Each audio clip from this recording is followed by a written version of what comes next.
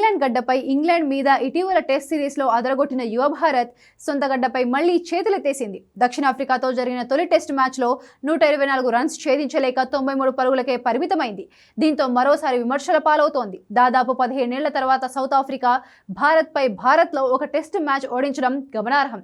గతేడాది న్యూజిలాండ్ మన గడ్డపైనే test series clean sweep చేయగా ఇప్పుడు సౌత్ ఆఫ్రికా కూడా భారత్ గడ్డపై భారత్ను భయపెడుతోంది.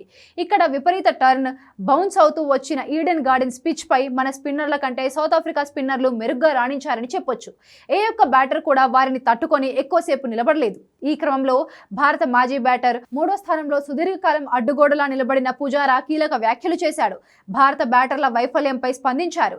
ఈ ఓటమిపై స్పందించిన పుజారా ఇక్కడ చర్చ పిచ్ గురించి కాదని సన్నద్ధత గురించి మాట్లాడనున్నాడు. భారత్ త్వరగా తన బ్యాటింగ్ విధానాన్ని మార్చుకోవాలని సూచించాడు. ఎలాంటి టర్నింగ్ పిచ్ పై అయినా ఆడేందుకు సిద్ధంగా ఉండాలని చెప్పుకొచ్చాడు. టీం మేనేజ్మెంట్ ఇలాంటి పిచ్ నే కోరుకుంటుందో లేదో తెలియదన్న పుజారా ఎలా ఉన్నా కూడా బ్యాటర్లు దానిపై ఆడేందుకు సిద్ధంగా ఉండాలన్నాడు. మరింత మెరుగైన ప్రదర్శన చేసేందుకు ప్రయత్నించాలన్నాడు. దురదృష్టవశాత్తు శుభ్మన్ గిల్ గాయం కారణంగా రెండో ఇన్నింగ్స్ లో కూడా లేకపోవడం భారత్ కు పెద్ద నష్టమే కలిగించిందని పుజారా చెప్పుకొచ్చాడు. మరోవైపు సౌత్ ఆఫ్రికా స్పిన్నర్లపై భారత బ్యాటర్లు ఒత్తిడి పెంచడంలో విఫలమయ్యారని, ఇలాంటి వికెట్ పై మంచి ఫుట్ వర్క్ ఉండాలని, గ్యాప్ లో ఆడాలన్నాడు. సానుకూల దృక్పథంతో బ్యాటింగ్ చేసినట్లు కనిపించలేదని పుజారా వ్యాఖ్యానించాడు. ఇలాంటి పిచ్లు ఆశించినప్పుడు బ్యాటింగ్ కోచ్ బ్యాటర్లతో మాట్లాడాలన్నారు. జట్టు సమావేశాల్లోనూ దీని గురించి చర్చించాలని, వ్యూహాలపై అందరితోనూ చర్చించి మైదానంలో అమలు చేయాలని పుజారా సూచించాడు.